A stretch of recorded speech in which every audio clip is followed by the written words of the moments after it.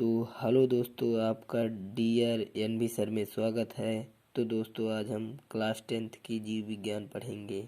तो पहला हम पढ़ेंगे जैव प्रक्रम, इसके बारे में। तो दोस्तों, अब हम पढ़ेंगे जैव प्रक्रम। जैव प्रक्रम क्या होता है? जैव प्रक्रम समस्त जीवधारियों के शरीर में चलने वाली सभी जैव रासायनिक क्रियाएं जैव प्रक्रम कहलाती हैं, जैसे श्वसन, पोषण, उत्सर्जन, परिसंचरण। ये सब क्या होती हैं? जैव प्रक्रिया। हमारे शरीर में जो रासायनिक क्रियाएं होती रहती हैं, श्वसन जैसे सांस लेना, पोषण भोजन करना, ये सब क्या कहलाता है? जैव प्रक्रम। तो अब हम जैव प्रक्रम की विशेषताएं देखेंगे। सभी जीवधारी जीने के लिए भोजन करते हैं ना। तो भोजन से शरीर को ऊर्जा प्राप्त होती है। शरीर में भोजन पाचन के बाद अपशिष्ट पदार्थों को शरीर से बाहर निकाल दिया जाता है। सभी जीवधारी अपना अस्तित्व बनाए रखने के लिए जनन की क्रिया करते हैं। तो अब हम पहला पढ़ेंगे इसमें पोषण। ये पहला पढ़ेंगे पोषण। तो अब हम जानेंगे पोषण क्या है। न्यूट्रिशन। पोषण सभी जीवों के द्वारा ग्रहण किया जाने वाला भोजन एक प्रकार का ईंधन है जो सभी जीवों को ऊर्जा प्रदान करता है, जिससे जीवों को कार्य करने में सुगमता मिलती है। पोषण क्रिया के दौरान प्राप्त होने वाले प्रमुख पदार्थ निम्न हैं। तो दोस्तों, अब इसके बारे में हम पढ़ेंगे, देखेंगे पोषण में क्या क्या पाया जाता है। पहला है कार्बोहाइड्रेट। तो इसमें ये किस में पाया जाता है? ये गेहूं में पाया जाता है कार्बोहाइड्रेट। तो देखो, इसकी परिभाषा लिखना हो जैसे, तो मैं बता दूं आपको।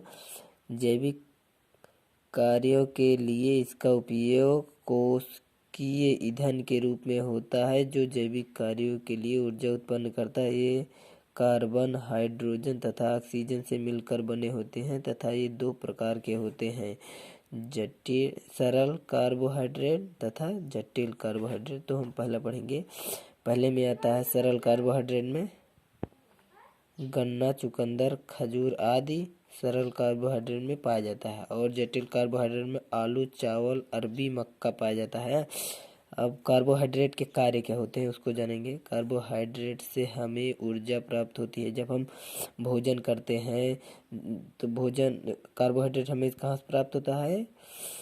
गेहूं से। तो गेहूं जब उसको हम आटा बनाते हैं, उसको खाते हैं, तो उससे हम रोटी बनाकर खाते हैं, तो उससे हमें क्या मिलती है? ऊर्जा। श्वसन क्रिया में ग्लूकोज के टूटने से ऊर्जा मुक्त होती है। ये कोशिकीय कला तथा संयोजी ऊतकों की रचना करते हैं। और भी होता है। अब देखेंगे वसा क्या होता है। वसा तो अब हम दूसरा पढ़ेंगे। पोषण में दूसरा है। तो दूसरा है वसा, फैट। फैट कैसे होता है? शरीर के अंदर अतिरिक्त भोज्य पदार्थ वसा के रूप में एकत्रित होता है, जो हमारे शरीर को ऊर्जा प्रदान करता है। ये शरीर के ताप नियंत्रक होते हैं, जो मुख्य रूप से तेलीय वस्तुओं में पाया जाता है। जो फैट होता है ये सबसे ज़्यादा किस वस्तु में पाया जाता है? तेलीय।